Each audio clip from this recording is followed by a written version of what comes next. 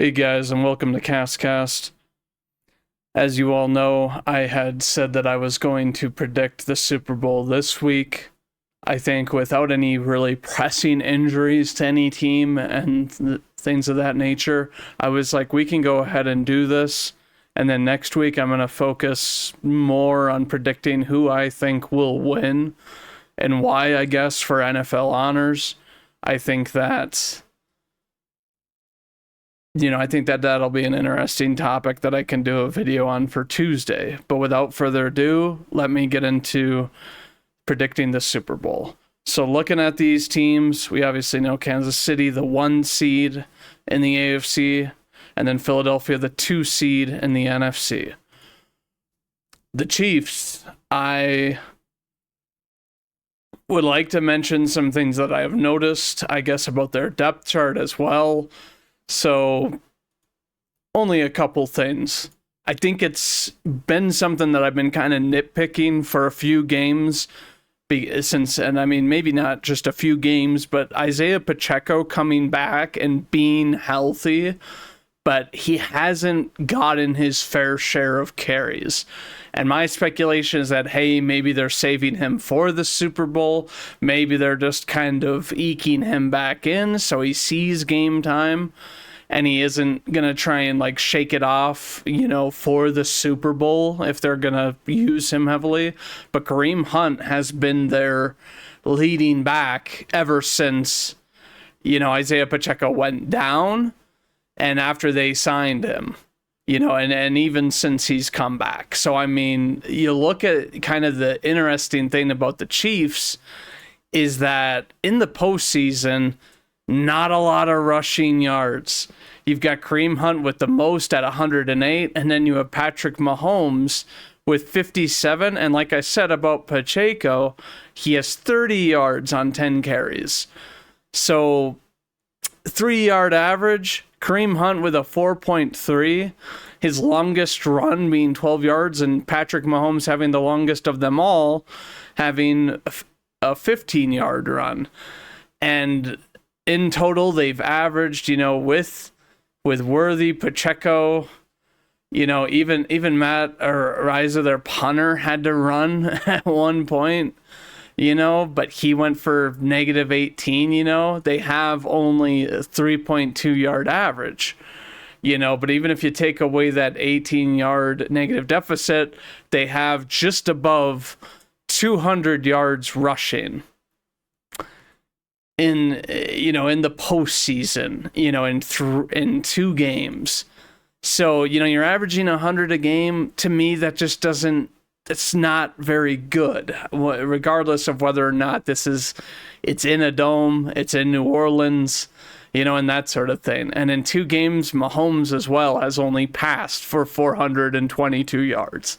As we all know, if we look at any other QB, we would say that isn't really cutting it. Like, that's not going to win us games. But knowing the Chiefs, it's a little bit different, because you almost need to take their penalty yards into effect and contribute to that to their offense, or off ball, or crazy catches rule in favor, or whatever it may be.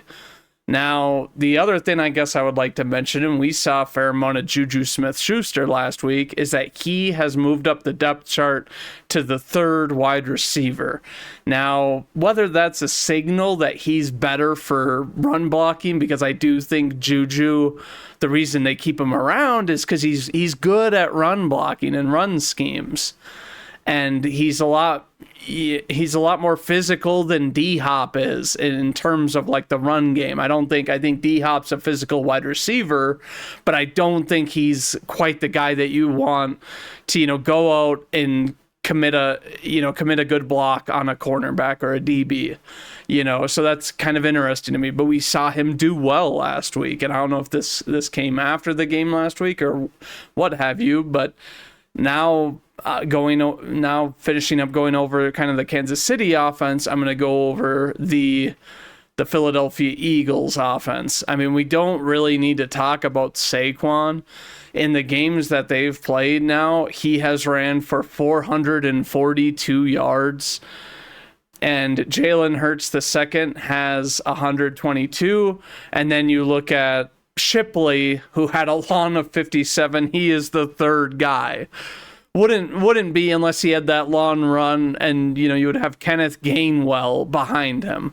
So you look at this, and obviously they have a somewhat bloated, average because of that. Because, I mean, you can obviously say because of the long runs, but the Shipley run, I'm sure, it was kind of a surprise and would inflate it just a tiny bit.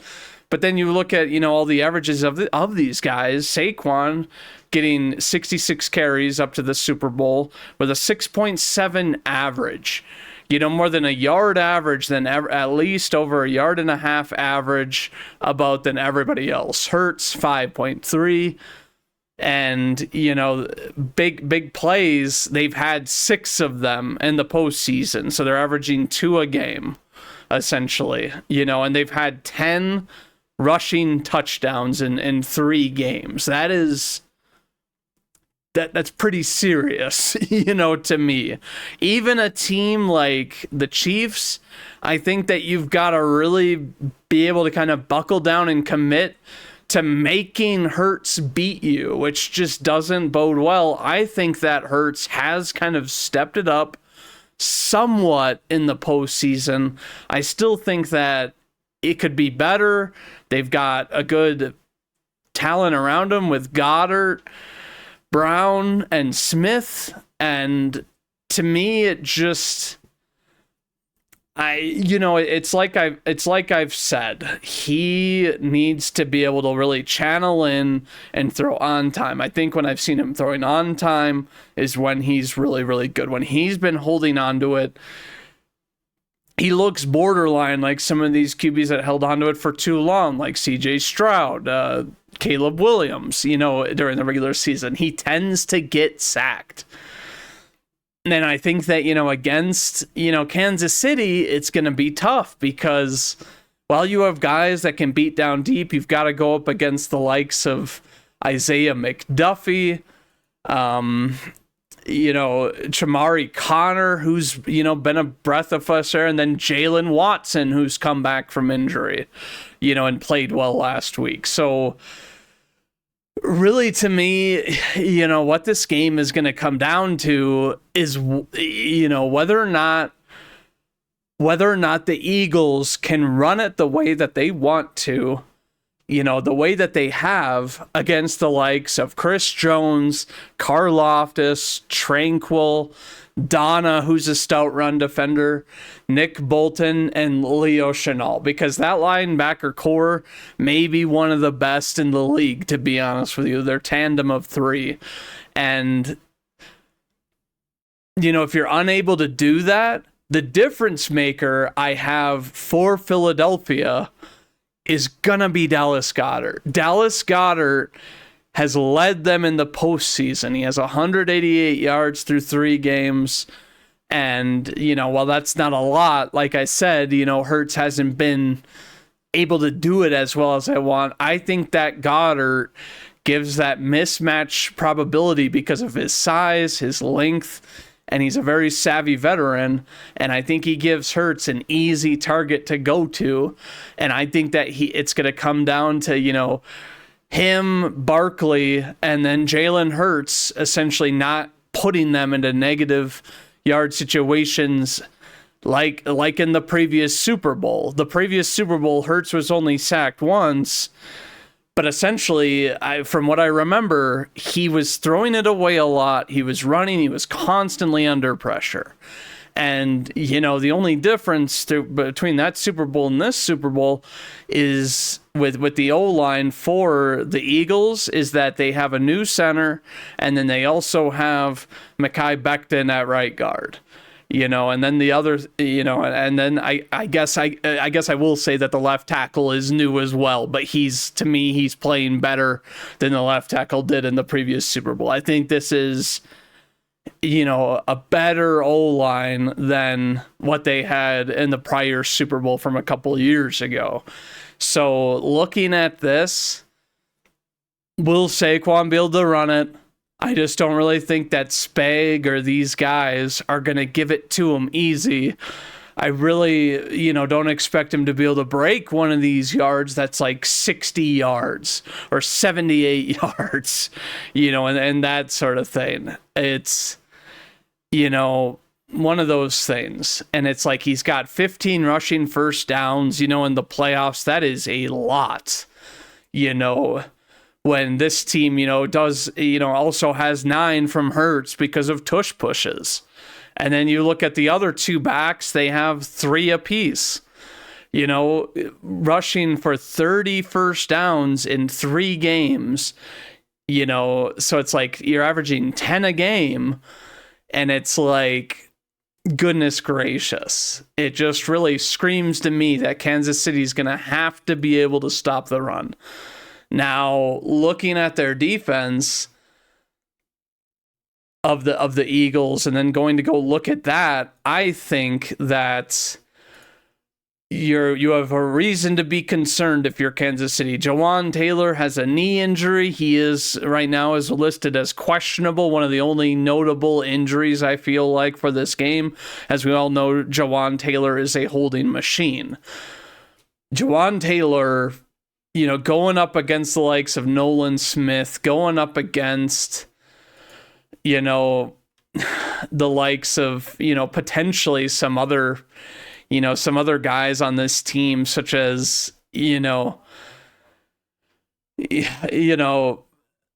Milton Williams, potentially, or, Josh Sweat. I just think that looking at this game, the team of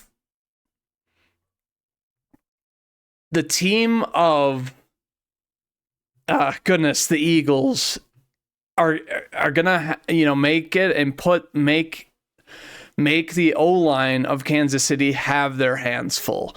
Now you have good interior, you have good, you have like decent tackles on Kansas City, but like I said, Jawaan Taylor is a holding machine. It does look like they're keeping Joe Thuney at left tackle. Nothing else has worked. You might as well roll with it. But it's like, can guys like Mike Caliendo, handle guys like Jordan Davis? It just... And Jalen Carter. Jordan Davis has looked very, very stout, and with the lack of run game, you're going to be putting Mahomes back there, potentially in no man's land where, he could get pressured a lot. And it's like Mahomes has been pressured a lot this year. I think that, you look at, what he's been having to do. He's had to put this team on his back this year in terms of like keeping drives alive, doing that, later in the season, especially the postseason. Like I said, they haven't had a good run game, and it's like, let's not forget about Travis Kelce. I just think with the way Bond's playing, I think that Oren Burks is actually playing really, really well. Surprisingly, he's fit right in with these guys. I just wonder if, you also put on, a guy like Reed Blankenship or CJ Gardner-Johnson to try and cover him. It's like, it doesn't to me look like you're going to have an easy time if you're Kelce, because as we all know, CJ Gardner-Johnson, incredible safety. Reed Blankenship doesn't really, give up that much either. And then these middle linebackers, are, very good at making these guys make tight window throws. And it's like we saw it last week with Jalen Daniels not being able to, essentially do those kind of throws and do a lot of dump offs. And I just don't think that the Chiefs can win that way either, which is what they did last week a lot of in order to put away the Buffalo Bills. So it's like, to me, looking at this game from a talent standpoint, I know that we can't really just look at it that way. The feeling to me is that the Eagles win this game. That is my bottom line. I just think that they are playing a lot harder harder at the right time and a lot hotter, you know, than the Chiefs are. The Chiefs, to me, just they scream very off and on, and they do know the moments they need to be on their game. But I just think that the talent standpoint is so much in favor of the Eagles. And I know that all season I've been going against the Eagles because I don't believe in their passing attack and all of that. But I really think that, you know, this is going to kind of serve as a true revenge game for the Eagles, where it's like, don't get me wrong, it's not the same team, but you got these guys in that locker room that remember that game. They were up by a lot against the Chiefs in the prior Super Bowl matchup, and they're going to let these younger players know that you've got to be on your shit. And, you know, we never know what's going to happen with the Super Bowl, the biggest stage in sports. But my gut tells me that Philadelphia is going to be the team that's going to be able to put away, you know, the Kansas City Chiefs. So tell me what you guys think in the comments. Who do you think will win? I know this is kind of the Super Bowl matchup that nobody wanted, but I do think it has the chance to be a good game. I'm trying to look past the fact that, like, hey, the Chiefs can three-peat. Obviously, that might fuel them, and who knows what we might see, you know, from them. But to me, the Eagles this year just have so much talent.